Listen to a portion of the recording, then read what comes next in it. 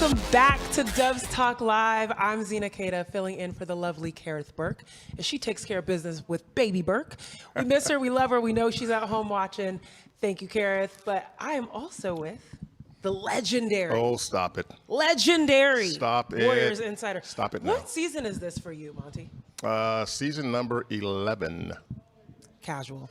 Yeah. You've put real work in the game here. Yeah. I respect that. How do you feel coming back this season? Doing okay, yeah. Mark Jackson was the coach when I first got on this job, and this is Steve's 10th year, and it's my 11th. So, hey, hanging in there. Folks at home, you're in good hands, all right? We got some people that got some history here.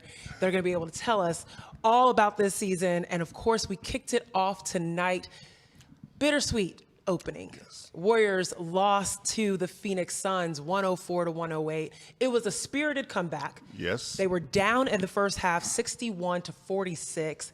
Came out with a 40-point quarter. The third, yeah. Okay, they stood on business in that third quarter. Yeah. But it wasn't enough. They weren't able to pull it out. We're going to break it all down. But first, initial thoughts. The first half was something they want to forget about. You know, yes. Not much went well for anybody. I mean, Clay couldn't find a shot, and Chris couldn't make a shot. At one point in that second quarter there, I saw Chris's frustration. You know, he missed his first 5 shots, and you saw his face, and he's kind of like, yeah. You know, and he's getting the shots he wants, and they're not going in, so that does it to you. But second half, yeah, they turned it on in the third quarter, a different team. Yeah. There was less fouling. The shooting was more efficient. Chris scored 10 points in that third quarter. I think Steph had 11. But I thought that, you know, the 15-point deficit that they had coming into that third quarter, they wiped it out in like 5 minutes. Literally. You know? Yes. Literally. And went up 8. So, yeah. And again, Chris, I thought, touched it off. You know, he made a big shot in the corner that put the Warriors within 1. And they just kept coming and kept coming. Yep. And it's like, okay, these are the guys that you're going to see a little bit more of as the season goes on, because that first half, throw it in the trash bin. Well, that's what we need to talk about, okay? Yeah. We can't just throw it in the trash bin just yet. We can't crumple it up just yet. We do have to fold it out and figure out what was going on, because you would have assumed that these players had not played together the way that they were going offensively. I looked up at one point, and the effective field goal percentage for the Suns was in the 50s, which is a really good effective field goal percentage, folks. That means you have high-value shots, and you're making them.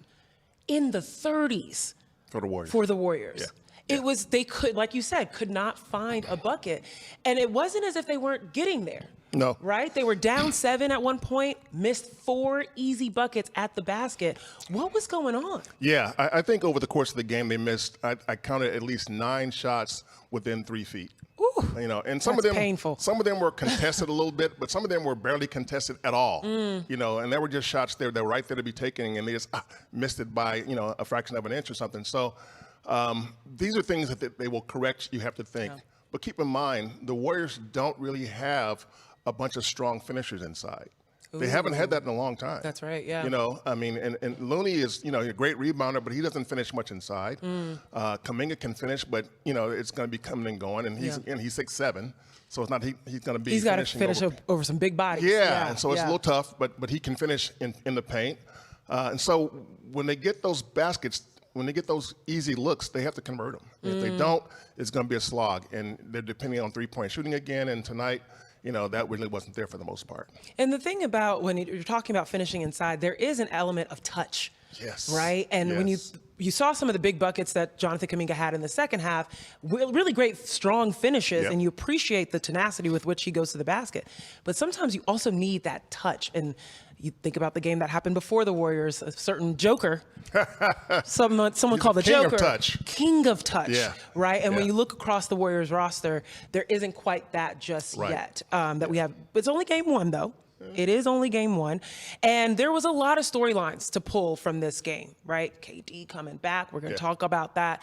Big storylines around CP3. Right? First regular season game as a Warrior, playing against his former squad. I mean, you know, we talked about it. It's a little personal. But he couldn't find a bucket. Yeah. I mean, absolutely was searching. Could not find a bucket. You could hear the crowd. Like, just like every bucket he missed, he was like, almost. Yeah. What do you think clicked for him getting to the second half? Just persistence, you know, stay with it. I think, you know, he missed his first 6 shots. His first make was on his 7th shot. He made a little baseline jumper for about 11, 12 feet. And that got him going, it seemed like. Yeah. You know, because after that, he was much better. I mean, after that, he was 4 of 6 for the rest of the night. So only missed 2 more shots. Yeah. But when you look at what he was able to do over the course of the game, the second half was a much better showing than the first half. Right. And you even heard at one point as the Warriors are rallying back and taking a lead behind Chris and Steph, and Chris goes to the line. What'd you hear? CP3. CP3. That's the first time you've heard that. You yeah. know? The chants in the arena were Yes, amazing. the energy and you can change. see fans trying, right? You saw this in the arena. Fans are they're finding their way to support Chris Paul. Yeah. Finding a way to also save a little bit of money. Yeah. I respect that. I respect the improvisation. He's as like, I could you buy said. another jersey, or I could just turn JP into CP. It works. It Kinda, worked. sorta. It sort of works. There you go. I like the innovation there. There you go. That's what But it was. we'd be remiss to say, I mean, it's not as if Chris Paul was completely inept in the first half. Right. 6 assists. Yeah. Right? He finished, and he contributed to offense when he couldn't do it himself. Yeah. He was able to generate for his team. Let's face it, the Warriors brought Chris Paul here for a bunch of reasons. The top 2, though, are 1, to clean up their turnovers. Yeah. You know, yep. he had 1 turnover tonight, 9 assists. You love that. Right. You love that. You won't get that every night, but Right. anytime a guy can give you 9 and 1, I mean, if you can have a ratio of 3 to 1, that's good. 4 Yeah. to 1 is excellent. Yeah. 9 to 1 is insane.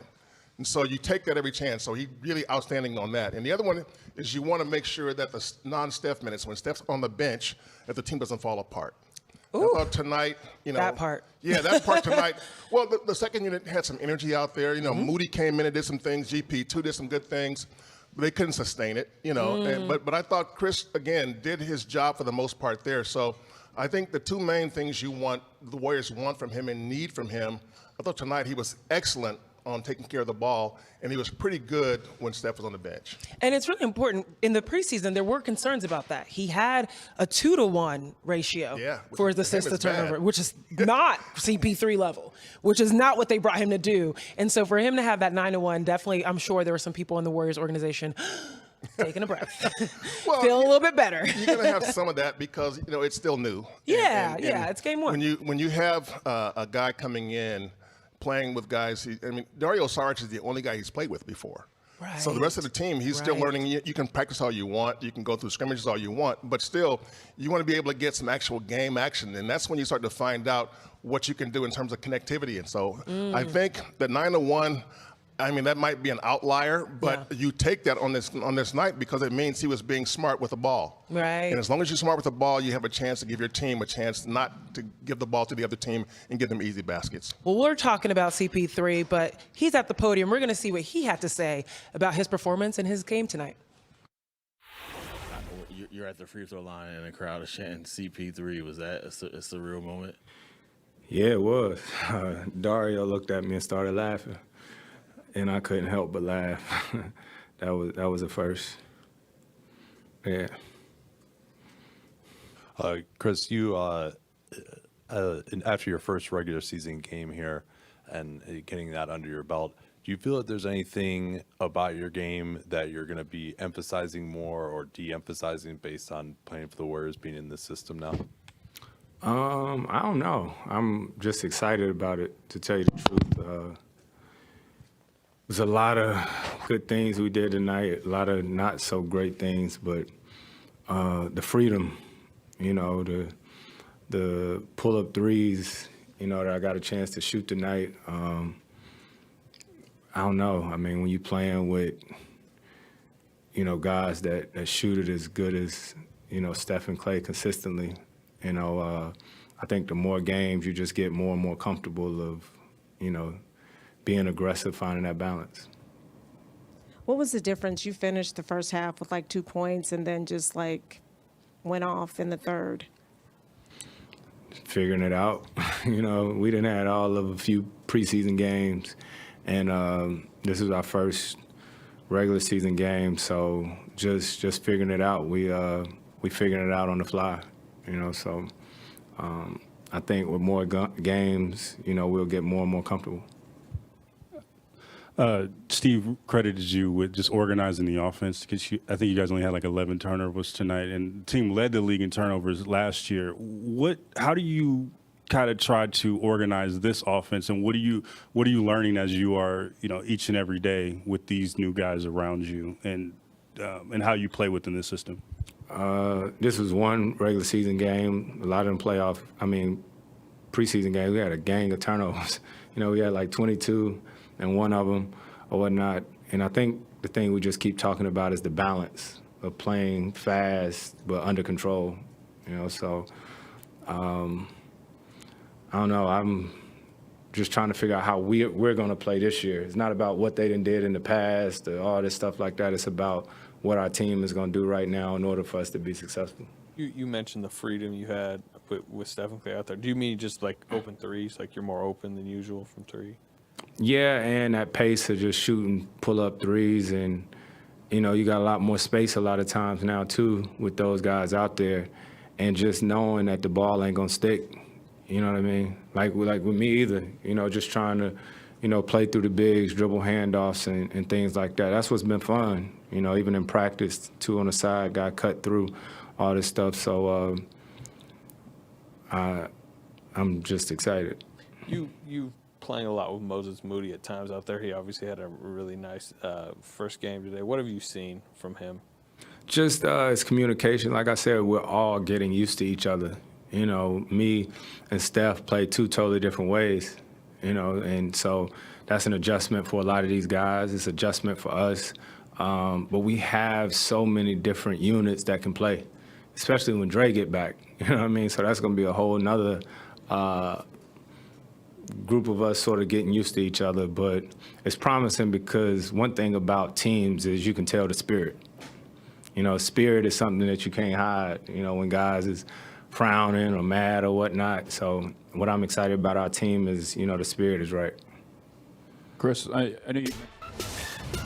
Oh, I love that. The spirit is right. When you talk about the spirit being right and looking at that bench came in and did some really hard things for the Warriors to keep them within this game. You look at these stats, Warriors bench beating the Suns 31-27, being able to shoot pretty well, 33% from the three, even it out with the rebounds, knowing that Nurkic was insane on the boards, 14 rebounds for him. And then also just keeping things consistent, right? That's what these stats to me tell me, is that they were able to be consistent. And we know last year's non-Steph minutes were not quite that word, okay? I don't know what word I want to use, but they just weren't consistent. But this was the guy funneling that consistency, Moses Moody. What'd you see out of him? Yeah, Moses is one of those guys that, he doesn't really do a lot of spectacular stuff, but he does a lot of little things really well. Yeah. He's just a solid basketball player. He's going to hit threes. He's going to defend. He got 3 steals tonight. Yeah. He's going to get rebounds. He's one of those guys that you have to have on a good team because, again, you don't look to him and say, okay, Moses, you need to score 30. Right. Not that he can't do it, but you're not looking at him for that. But he can give you, 10 points, 11 points, 3 or 4 assists, 3 or 4 rebounds, 2 or 3 steals. And you need guys like that on the bench you can look at and say, okay, Moses, come here and make something happen. Gary Payton, second, is the same way. He's one of those guys who won't give you a bunch of points, but he can make stuff happen. And both those guys tonight, I thought did a pretty good job. And when you think about what Chris Paul, you saw the tweets rolling across, second unit Chris Paul is very calming, and that's what he brings to these younger generation players of Moody and Kuminga. They showed up tonight in the way that they were able to keep things consistent and make the right plays for the Warriors at the right time. I think in time, when Draymond Green gets back, I think Chris Paul will spend a lot of minutes with the second unit, with Moody, with Kuminga, with Saric, with Gary, with all those guys. And I want to see how that works out because I think that Chris and Kuminga can be a really good couple. And they really play smart basketball. They can be really good at pick and roll. So there will be options there, And right now, and Steve says, they're nowhere near setting their rotations. Yeah. You can't do it because Draymond's not here, first of all. Right. And guys are still trying to figure out who to play with who and how to play with who. So you're a ways away from that. But you're starting to see that Kuminga can give you something and Moody can give you something. J.K. didn't have a great night tonight. He got going a little bit later. But those 3 fouls had him on the bench. Yes, yes. Yeah. So 3 fouls. I just got excited when you said Dre. Because he wasn't here tonight, Yeah, folks. he's over there in the street He's clothes. not even here yet. Yeah. So I think there's a lot of good things that we can look forward to, particularly as Draymond comes back into this rotation. But guys, make sure you stay tuned here on NBC Sports Bay Area for an emergency Giants Talk podcast right after Dubs Talk Live. Carlos Ramirez, Sean Estes will be discussing the reports of Bob Melvin accepting the role as the new Giants manager. You don't want to miss any of it. And we got Steph at the podium, so make sure you stay tuned to Dubs Talk Live.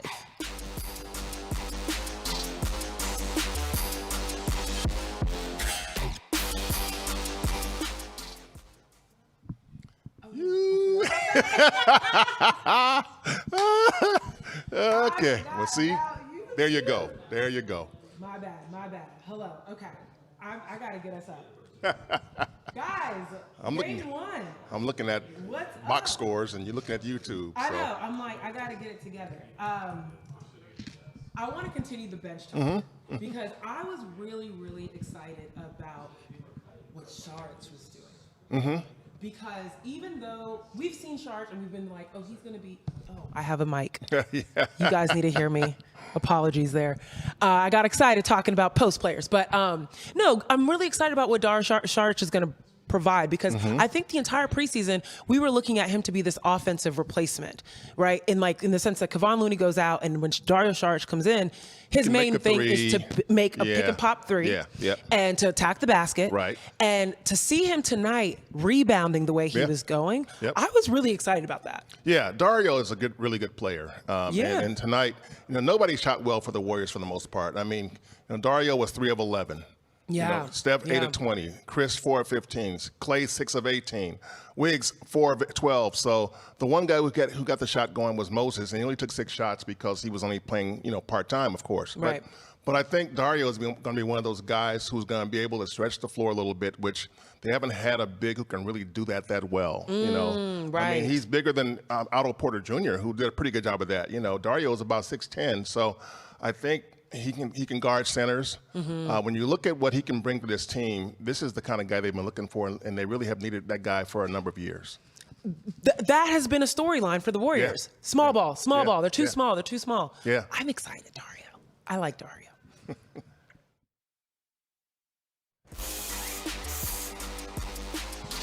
Welcome back to Dubs Talk Live. I have missed that music. Like I was watching the podcast they the other wake day. you up? I like Get you that. going? It just gets me going. All right, I it's know. your coffee. Right, exactly. It's late. We appreciate you guys still tuning in Please with us. stick with We've us. got more to talk about because this game had another amazing performance out of Steph Curry. Yeah. 15 years in the game. Same team. 27 points. I mean, again, he didn't shoot great, but he made good things happen. Right.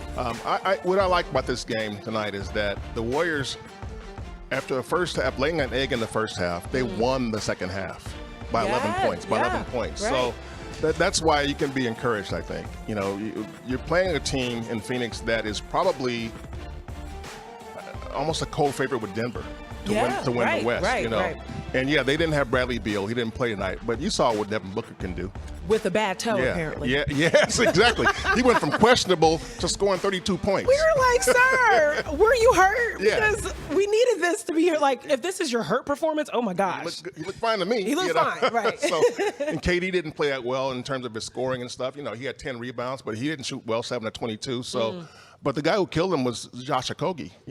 7 of 9 from the field.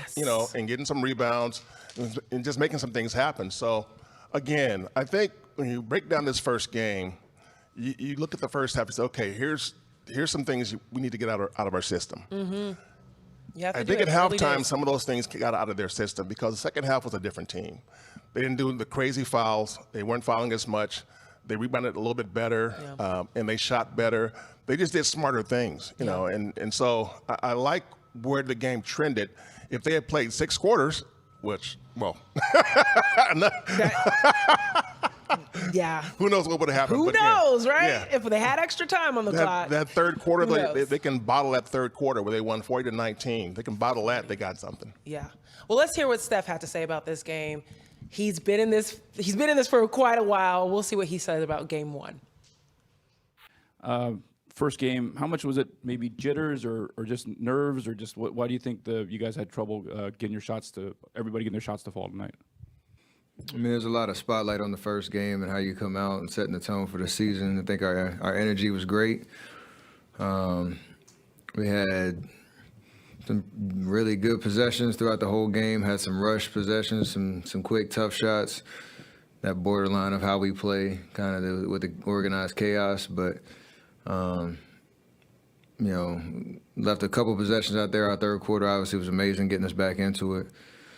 But there's going to be a lot of talk on, the extremes of one game, and you got to obviously learn from what went wrong tonight in terms of offensive rebounds, my fouling, a couple of them I didn't like, but, taking out your rhythm and the rotations that you want to have set for the game, and then you get beat by 2 tough threes down the stretch by Okogie and E. Gordon. So, you're kind of going to live with that type of stuff. And if you look at that, if they go a certain way, the questions are a little different. So you don't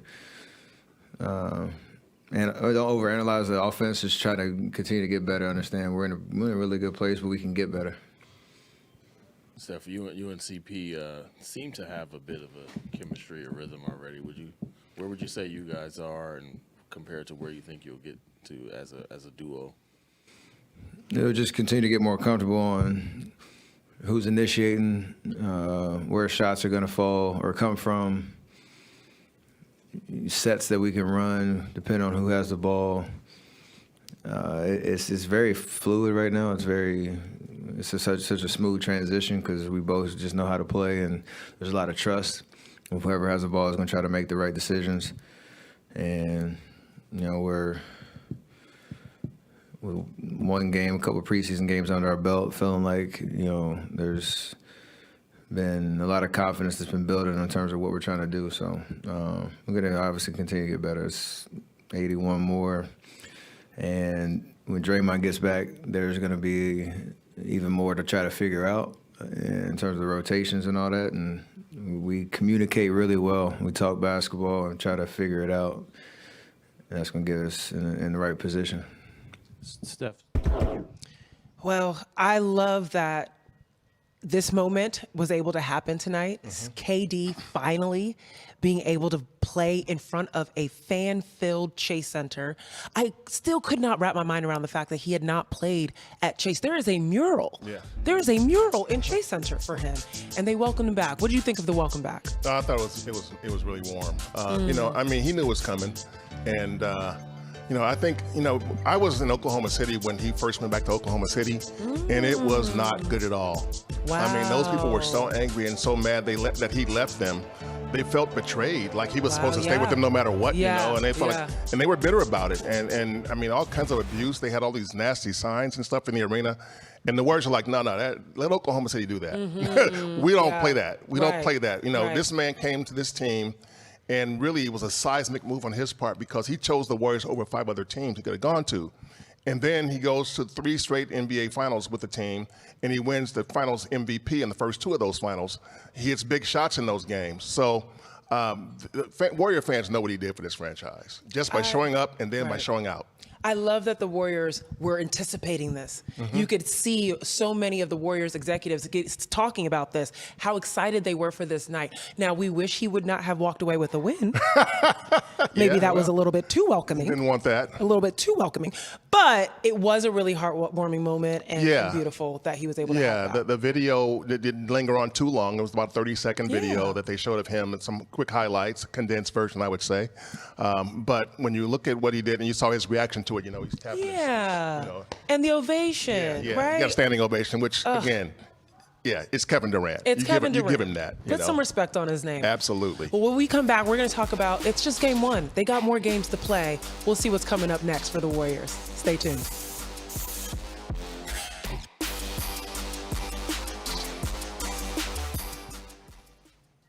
All right, we are on YouTube. I feel like we need to talk a little bit about the free throws. Because Steph just said on the podium, he didn't like 2 of his fouls. They came within like 10 seconds. in the first half, Yeah. right? That was kind of crazy. Yep. And then, obviously Jonathan Kuminga, 3 fouls in the first quarter. Yeah.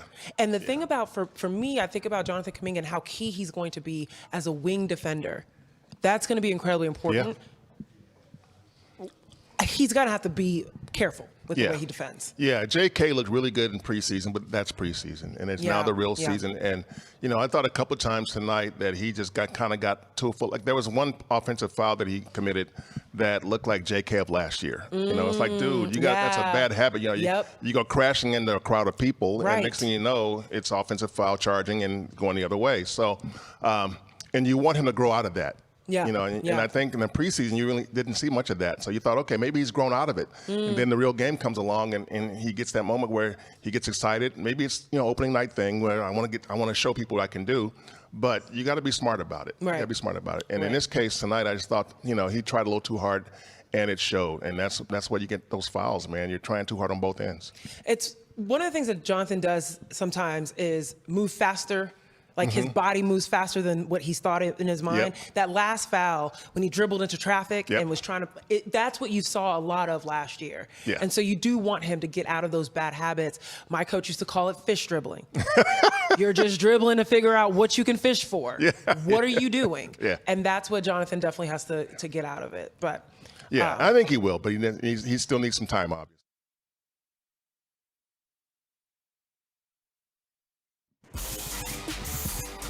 all right, well, game 1 is over. It's in the books. It's done. They've got to move on. Let's look at what the Warriors have to face in the next 2 weeks. It ain't going to be easy. No.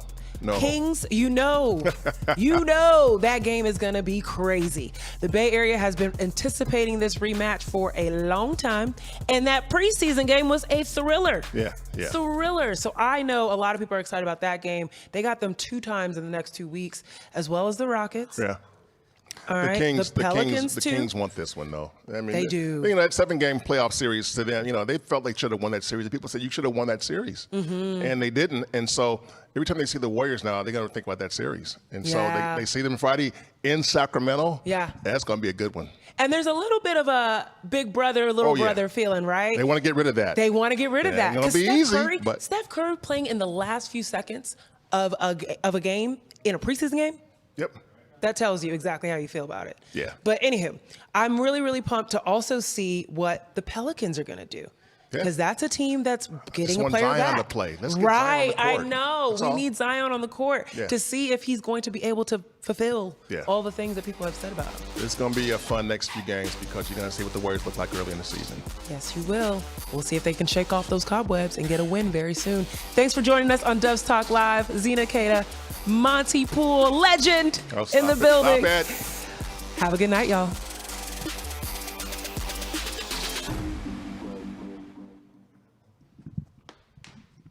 All righty. So I got a question. Yes. Didn't mention this, but the Thunder. They looking good. The Thunder. Yeah, they're going to see them too. On With the trip. Chet Holmgren. Yeah. I am very, very intrigued to see what that defensive matchup is going to look like. Yeah, they have an all NBA player in Shai Gilgeous-Alexander. And Shai, of course, SGA is insane. Yeah, but he's terrific. Yeah. And then, they've got Chet back. Jalen's great. They've got Josh Giddey's great. They've got some talent on that team. It's all young talent. they've got 2 Jalen Williams. Yeah, that's right.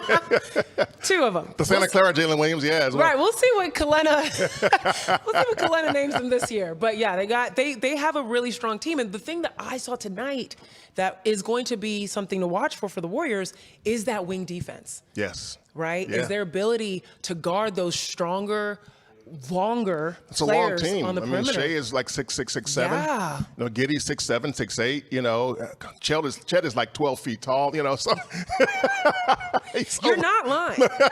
You're not exaggerating. So the Warriors are going to be a shorter team no matter who they play. Right. And they're going to have to find ways to make up for that. And I thought tonight they did some of that in the third quarter with their scrap. Yeah. They were scrappy. And they won't win. They won't have a successful season unless they're scrappy on a consistent basis. I feel like they are taking a page out of Gary Payton's book. Gary Payton II, right? Because Gary Payton II is a perfect example of someone that plays way beyond his height and makes up for it through that scrappiness. And so the entire team just needs to sit down and have a kumbaya moment with Gary and say, all right, what are you eating at night? And like, you know, what motivates you? What are the things that make you want to dunk on Eubanks? Yeah. Right? Like, hey, that's the level of aggression and tenacity they have to have to be able to play against these longer guards, particularly. Yeah, and also to be able to rebound. I mean, tonight, you know, Steve was talking about the offensive rebounding, but the Warriors actually had more offensive rebounds than the they did. It was 18-17, yeah, than the Suns did. So the thing is that the Suns were able to, in the fourth quarter, they really made those offensive rebounds count. You know, you're getting kickouts to Eric Gordon, and he hits a three. Oh, you know. And so, those are daggers. Yes. Those are momentum killers. Those are energy drainers because you work so hard to get position inside. And then, someone tips it over your head, tips it out to someone for a three-pointer, and you're just like, you're out of position to even guard it. I remember that feeling. It's very draining. I really appreciate the point that Chris Mullin made as well in the postgame, where today's rebounding isn't the typical box out. Right? People are rushing in, and you got to check them. Right? And that can be also very draining if you're trying to get rebounding position, and it's just a long guard coming in and jumping over you. The Warriors have made it one of their emphasis for this preseason or the training camp was that, you know what, we're going to try and get more offensive rebounds. And even at the cost of maybe some transition defense. Because that was my first question when I heard that. I'm like, okay, so wait a minute. If you're going to crash the offensive glass, what about transition defense? And because you know what, the statistics, the metrics say, you know, offensive rebounding really matters. And you try to, you want to scramble back on D when you can, but if you can get 2 and 3 opportunities, you give your chance that team that much more opportunity to score. And when you have shooters like the Warriors have, that could be big for you. I mean, it certainly in the fourth quarter tonight, the Suns did that, and it won them the game. 10 second chance points in the fourth quarter. Well, we'll see what the Warriors do. They've got another game in just a few days. They'll obviously watch some film. They'll be able to take away what they take away, and we'll see what they put into action next time out. But yes, we will. We appreciate you guys on YouTube joining us. We are going to be here all season long. Dubs Talk Live is back, baby. All right, guys. Good night.